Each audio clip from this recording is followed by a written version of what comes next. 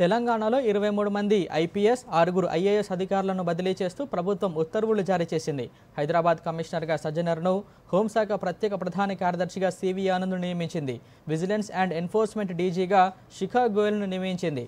ప్రస్తుతం సిఐడి అదనపు డీజీగా ఉన్న చారు సిన్హాకు ఏసీబీ డీజీగా అదనపు బాధ్యతలు అప్పగించారు. కాగా స్పెషల్ ప్రొటెక్షన్ ఫోర్స్ డీజీగా స్వాతి లక్రాకు అదనపు బాధ్యతలు కేటాయించారు. ఆర్టీసీఎండీగా నాగిరెడ్డి, ఇంటెలిజెన్స్ డీజీగా విజయ్ కుమార్, పౌర సరఫరాల ప్రిన్సిపల్ సెక్రటరీగా స్టీఫెన్ రవీంద్ర, గ్రేహౌండ్స్ ఆక్టోపస్ అదనపు డీజీగా అనిల్ కుమార్, మల్టీజోన్ 2 ఐజీగా డిఎస్ చౌహాన్, విపత్తు నిర్వహణ, ఫైర్ డీజీగా విక్రమ్ సింగ్ మాన్, హైదరాబాద్ నేర విభాగ అదనపు సిపిగా శ్రీనివాసులు నియమితులయ్యారు. ఐఏఎస్ అధికారులు సయ్యద్ అలీ ముర్తాజా రిజ్వీ, రఘునందన్ రావు, సురేంద్ర మోహన్, ఎం హరిత, కె హరిత, సందీప్ కుమార్ స్థానాల్లో మార్పులు చోటు చేసుకున్నాయి.